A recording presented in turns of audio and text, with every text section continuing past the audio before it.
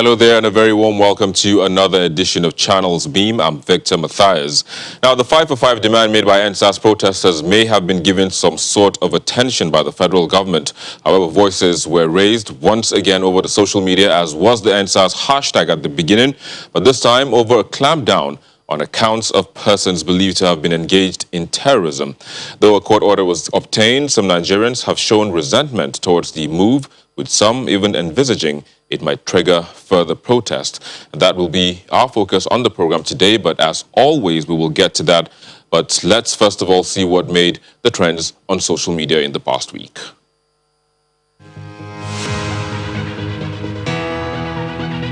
Nigerians expressed how shell-shocked they were after the Super Eagles lost what seemed to be an unassailable lead during the AFCON qualifiers in Benin City, Edo State versus Sierra Leone. The Super Eagles put 4 past their opponents in under 30 minutes but ended the game 4-all after 90 minutes.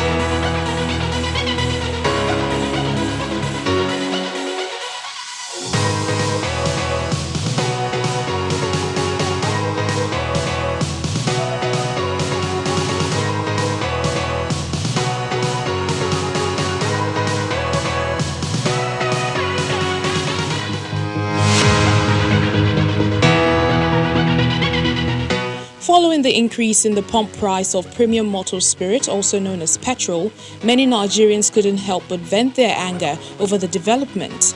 Though some applauded the move, others maintained that the increased petrol price would worsen inflation and poverty, as well as lead to the collapse of many businesses. With the latest hike, petrol price has increased by about 4 times in 2020. It had risen from 121.50 naira to 123.50 naira per litre in June, and 140.80 naira to 143.80 naira in July, and in August, 148 naira to 150 naira.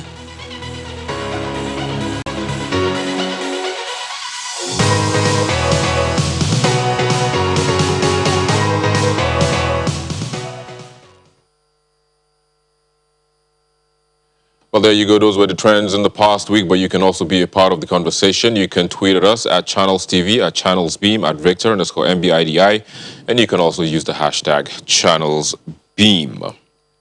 But let's now kickstart the show. And joining us right here in the Lagos studio is Abraham Jigu. He is a lawyer and a politician who is a partner with MeScribe Legal Practitioners based in Lagos State, but have been over the years a very vocal voice in the campaign for respect for human rights and upholding the respect for rule of law. He hails from Delta State, where he has held many positions as a politician.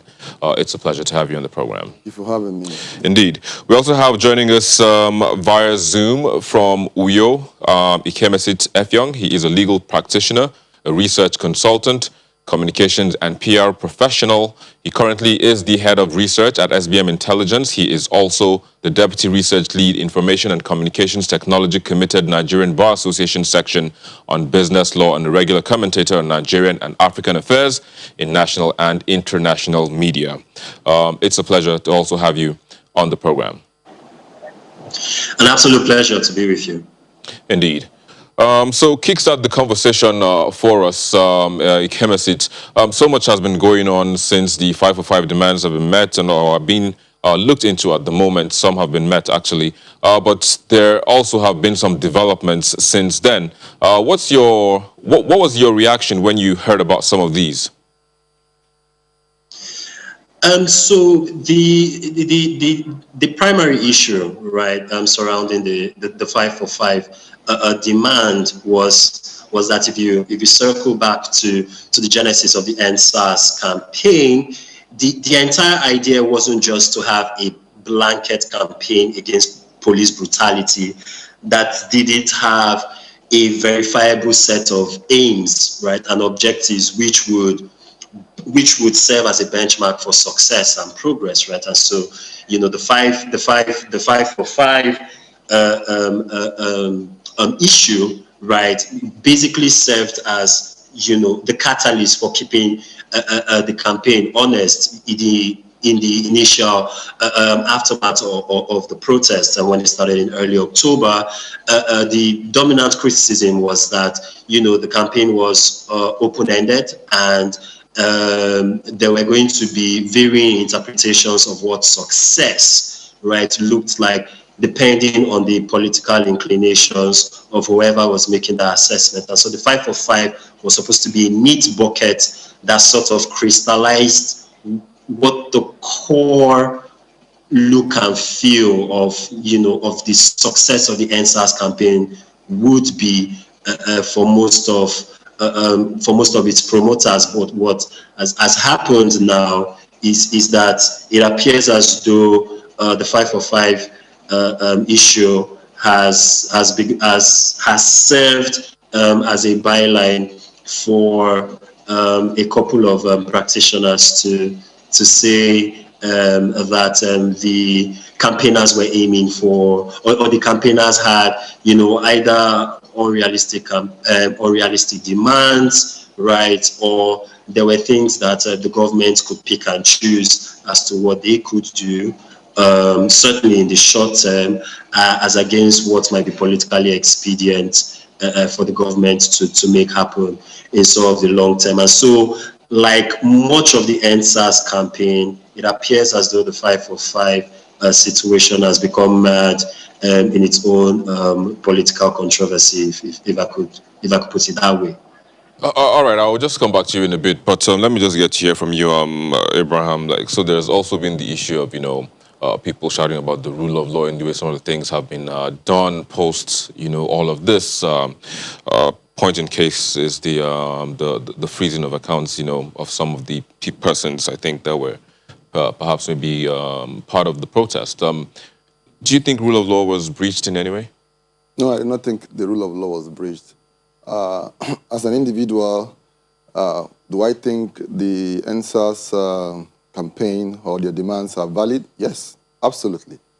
Do I think, as regards freezing of accounts, any rule or any law has been breached? No. The laws are clear. I do not subscribe to relentless nonsense and most of the time insipid banters when it concerns the law. I believe that people who are in the know should guide the younger ones concerning the situation or what it is on paper. The CBN governor acted within the rules of the Banking and Other Financial Institutions Act as amended in 2002. A lot of lawyers have also come out to say, why did you go through an expertise motion? Why did you? The man has acted according to the law. He hasn't flouted the law.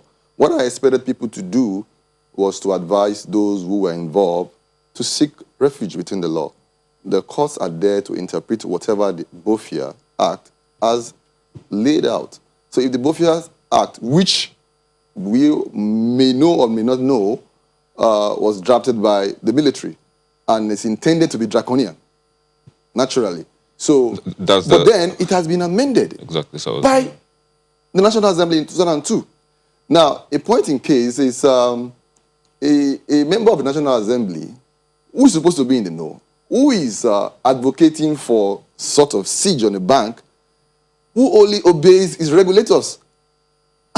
So why would you advocate for a siege on a bank who obeyed a regulator instead of advocating for an amendment of such draconian clauses, which empowers the CBN governor, if he reasonably believes that an account has been used in commission of a crime, he just approaches the court and he freezes your account. Now, what are you supposed to do? You approach the court. My accounts are in order. You don't advocate for anarchy. You don't advocate for besieging or laying siege on valid and responsible businesses. You advocate for adherence to the rule of law. Let us follow due process. And do I think that particular clause, Section 60B of the amended Act, BOFIA, is draconian? Yes, I think it is draconian. Because it lays and pours violence on the Constitution. The right to fair hearing. I particularly do not subscribe to expertise motions because you deny the person, you are practically shaving the hair of a man in his absence. Well, let me quickly bring back Ikemesit also, who happens to be also a legal practitioner. So Ikemesit, I mean, what's your take on this? I mean, what was your reaction when you heard about the freezing of accounts? So your guest in the studio is largely right in the sense that when you look at the jurisprudence of the enabling law, upon which the CBN's actions were predicated, it is draconian. It offers a lot of latitude for discretion on the part of institutions. I would go as far as to argue that it provides the benefit of the doubt to the central bank and institutions that are enabled by such other laws. I mean, BOFIA is the law in question, is the object of our conversation now, but there are many establishment acts that, create a lot of Nigerian regulators that have similar discretionary powers, right? So the guest is largely right in that the jurisprudence underpinning the law is wrong, but we should still call it spade a spade, right? That object clause that was the subject rather of that motion ex parte specifically says that if the CBN governor is of reasonable suspicion that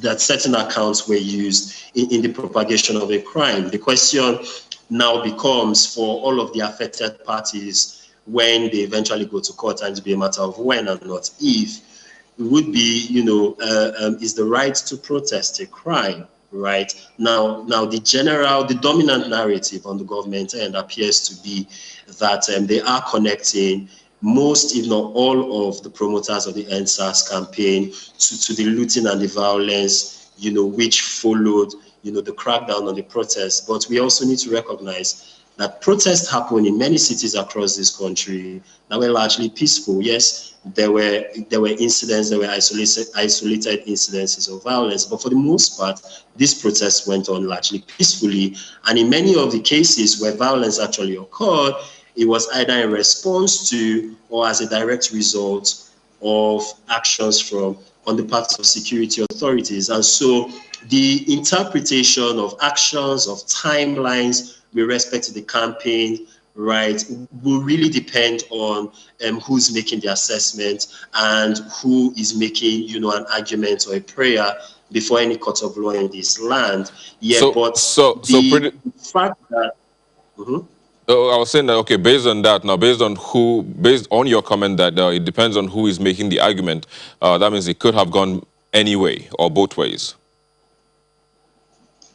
No, not necessarily. I just said that to recognize the fact that there are two sides, right, to this conversation, and one side, right, on which the government is fairly standing on, right, is clearly trying to make the point that the violence was a necessary byproduct of the protest, and the protest organizers, promoters, and also participants should have necessarily expected that violence was going to be a byproduct of their actions. Now, activists are clearly saying that a lot of their actions and the organization that went into the protest, were made without recourse to violence. They certainly didn't budget for, all of the lootings and all of the and the insecurity that led to, states of emergencies in a bunch of Nigerian states. All right. It wasn't intentional. It certainly wasn't intentional on their part. And so I'm just making allowance. Right for those arguments. Okay, just hold it there for a bit. We'll take a quick break, and when we come back, of course, we'll come back to you and also get more on this issue from Abraham, who's right here with us in the Lagos studio. Please take. Thank you for staying with us. We'll still have with us our panelists right here in the Lagos studio, as well as via Zoom from Uyo. But let me just get to hear from you, Abraham.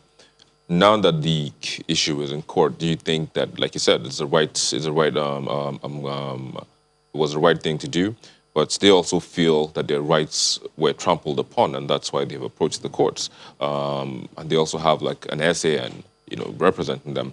Do you think they have a chance? Yes, they have a chance, because a lot of this take place on a day-to-day basis in Nigeria.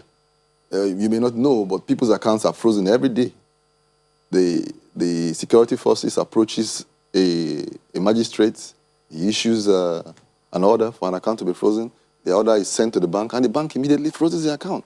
Now the persons get their lawyer and challenge whatever order that was laid out or read out by the magistrate, and your account will be unfrozen. And when the account is unfrozen by an order of the same court, you send it to the bank, and the bank obeys it. The bank is in a place to obey its regulators and the judicial authorities. So the best thing for you to do if your account is frozen is get your lawyer, approach the court, and lay out the reasons why you feel that the action of freezing your account is illegal and a breach of your rights as enshrined in the Constitution. So One of them is getting the order behind the man without notice. So I was just going to look at that because which is one of the things that were being argued because they said they felt that an investigation should have been carried out first before approaching a judge to obtain No, that's not what the act an says. order. The act says you can actually get the order, and the CBN governor can inform the security agencies to carry out investigations while the order is subsisting.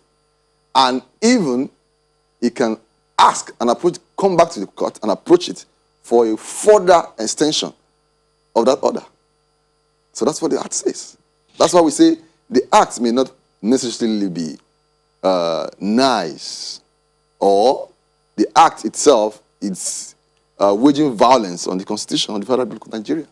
Well, let me quickly also hear from Ikemesit, who is joining us again via Zoom from Uyo. So, Ikemesit, what do you think would be the implications of all of this? I mean, moving forward, like he just rightly said, perhaps we might not even have been aware, but there are cases of where people's accounts are being frozen, and then, of course, you do the back and forth with the courts. But what are the implications of moving forward? Well, first, before I dive to the question, I should add that, the order was made pursuant to a motion ex parte, and so all of the affected parties, can file an appearance before the court through their, their legal counsel, right, asking that the order be vacated. So it's not as though the order is a slam dunk. It can be appealed. It can be vacated at any point in time.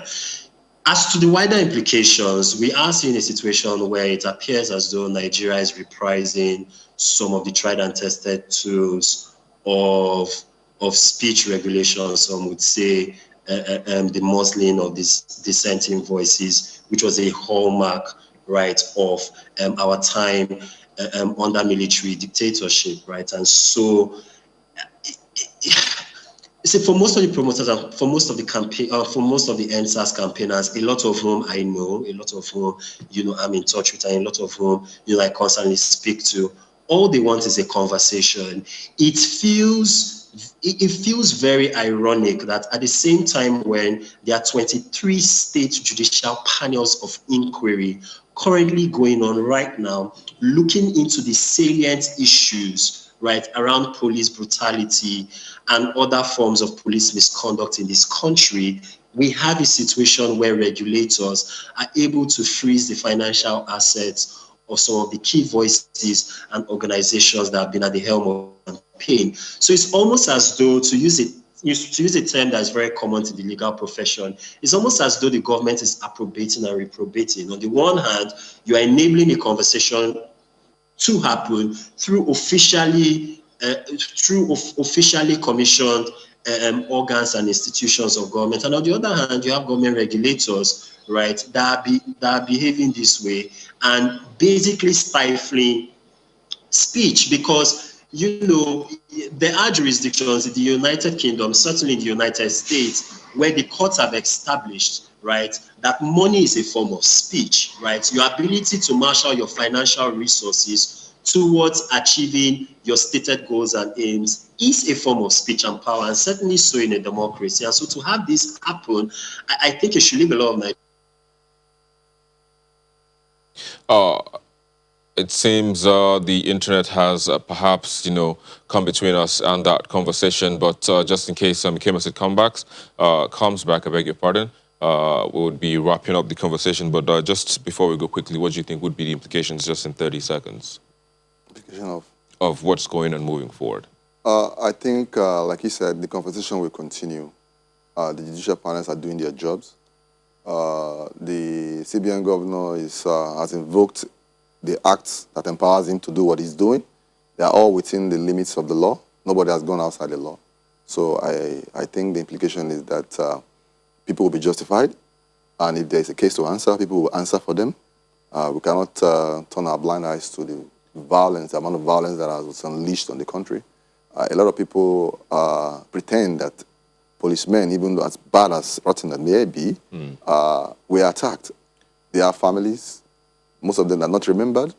I think these are all issues that needs to be resolved holistically. Hopefully they will be done in the very nearest future. But I have to say thank you for joining us. Thank you very much for having me on the program. Also, thank you to Ikemesit, who joined us via Zoom in Uyo. Thanks as well for joining us on the program, Ikemesit. All right. Thank you very much. Of course. Well, that's where we are. We'll take a look at the most viewed videos on our YouTube channel in the past week.